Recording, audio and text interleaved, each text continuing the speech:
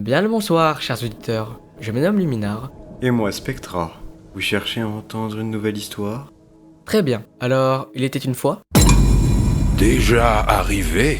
Avant de commencer cette histoire, nous précisons que si le gameplay de League of Legends ne vous intéresse pas, alors nous vous invitons à aller directement au chapitre du lore. Trêve de bavardage, la vidéo peut commencer.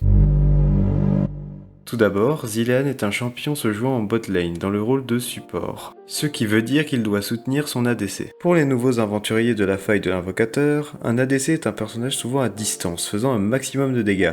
Il se fera normalement aider par son support sur sa lane. Bref, passons au sort de notre cher gardien du temps. Son passif, tant dans une bouteille, lui permet de donner un niveau supplémentaire à son allié si les conditions sont adéquates. Son Q-Spell lui permet de lancer une bombe à retardement sur un ennemi ou un allié et s'il réussit à toucher une entité 2 fois d'affilée, il stun la zone autour de cette dernière. Son Z, lui, permet à Zilean de réinitialiser le délai de récupération de toutes ses compétences, hormis son ultimate. Comme troisième compétence, son E lui permet de ralentir un ennemi ou de booster la vitesse d'un allié et de lui-même. Pour finir, son ultimate lui permet de poser une marque sur son allié ou lui-même et si ce dernier se fait éliminer, alors il ressuscitera si la marque ne s'est pas encore dissipée. Maintenant, passons au lore de notre cher champion. L'histoire de Zilean commence plusieurs siècles après la défaite d'Ikatia face à l'Empire Shurimien et ses dieux guerriers de l'Os, des transfigurés qui voulaient étendre leur territoire. Suite à cet événement, de nombreux habitants d'Ikatia décidèrent de créer une division politique dans laquelle ils instaurèrent un conseil de mages, de philosophes et de juristes pour préparer un passage vers un nouveau gouvernement. Ce n'est que 9 siècles après les événements que Zilean, encore tout jeune, rejoignit les rangs du conseil. C'était un mage élémentaire qui possédait de nombreuses connaissances de la réalité physique et qui avait également étudié avec les plus grands esprits de son temps.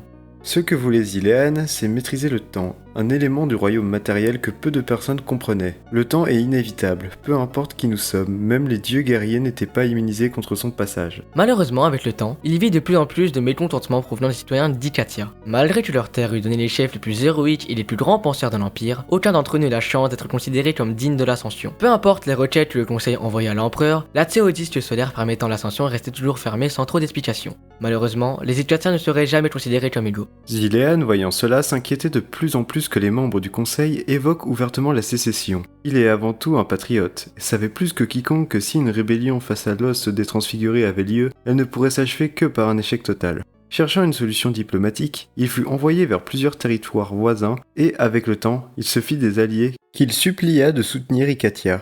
En rentrant, Zilean découvrit que le conseil avait couronné un nouveau mage royal qui malheureusement contrôlait un pouvoir ancien et interdit pouvant permettre aux habitants de remporter la victoire face à Shurima. Même s'il savait que les Ikatiens étaient des personnes sages et raisonnables, il ne vit que folie chez eux. Il préférait même que la révolution de sa ville soit un échec, qu'une telle abomination soit libérée sur le monde.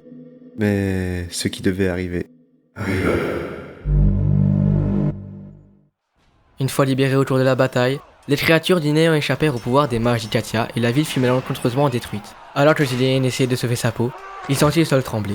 Les bâtiments s'effondrèrent et d'autres monstres encore plus abominables surgirent des profondeurs. Il n'avait nulle part où aller. Des centaines de milliers d'innocents furent tués. Désespéré, Zilean dit au reste des survivants d'aller se réfugier dans sa tour, et c'est alors qu'il commit l'impensable et arracha le bâtiment au temps.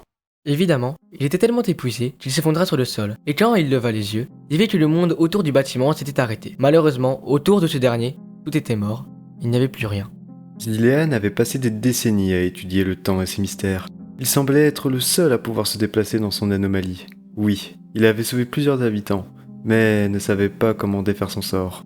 Avec le temps, il put voir les fils du temps, et put même se déplacer le long de ces derniers. Il vit de nombreuses choses, telles que la fin de tout. La fin de Runeterra.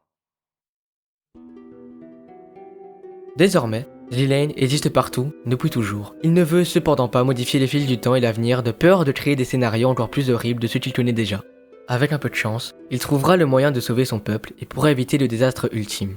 Sur ce, l'auditorium va bientôt fermer ses portes. Alors nous espérons vous revoir et à la prochaine séance. Et surtout, n'oubliez pas que le temps est précieux.